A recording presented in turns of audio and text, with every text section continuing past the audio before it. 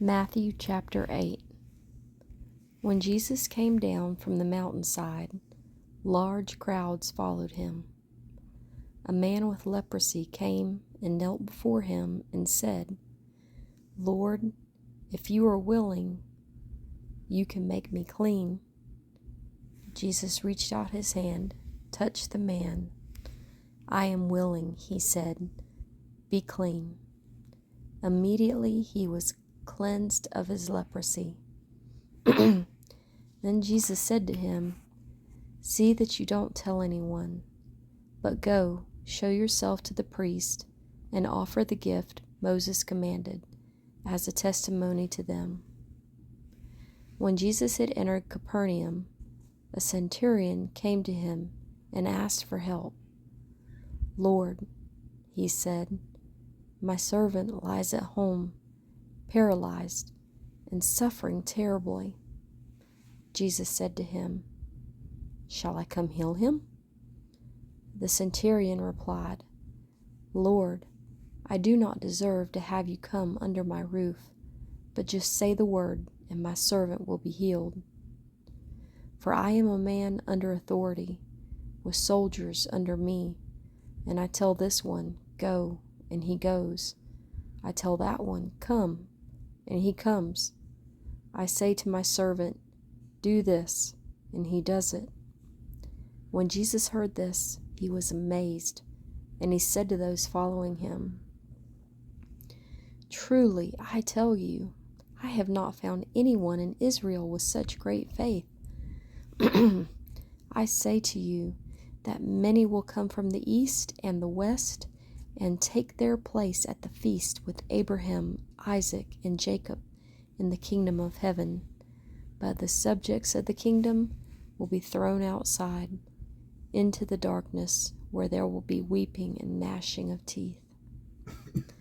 Then Jesus said to the centurion, "Go, let it be done just as you believed it would." And his servant was healed at that moment. When Jesus came to Peter's house, he saw Peter's mother-in-law lying in bed with a fever. He touched her hand, and the fever left her, and she got up and began to wait on him. When evening came, many who were demon-possessed were brought to him, and he drove out the spirits with a word and healed all the sick. This was to fulfill what was spoken of through the prophet Isaiah. He took up our infirmities and bore our diseases. When Jesus saw the crowd around him, he gave orders to cross to the other side of the lake. Then a teacher of the law came to him and said, "Teacher, I will follow you wherever you go." And Jesus replied, "Foxes have dens, birds have nests, but the Son of Man has no place to lay his head." Another disciple said to him, "Lord, first let me go and bury my father."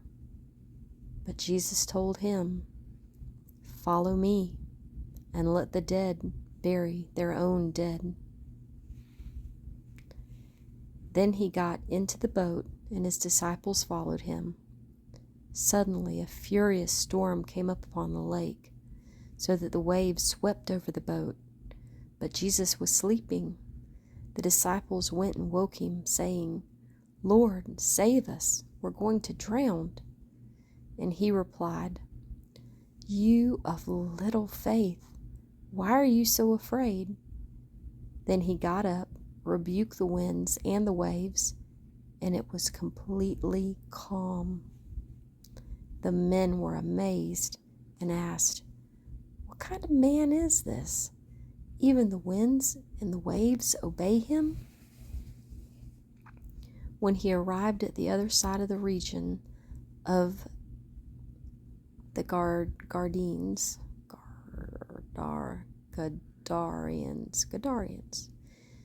two demon-possessed men came from the tombs to meet him.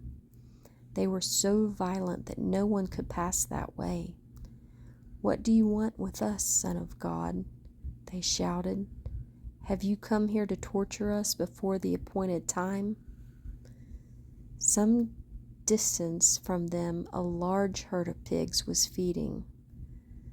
The demons begged Jesus, "If you drive us out, send us into the herd of pigs."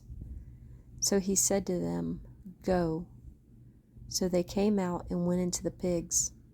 The whole herd of pigs rushed down a steep bank into the lake and died in the water. Those tending the pigs ran off, went into town, and reported all of this, including what had happened to the demon-possessed men. Then the whole town went out to meet Jesus, and when they saw him, they pleaded with him to leave their region.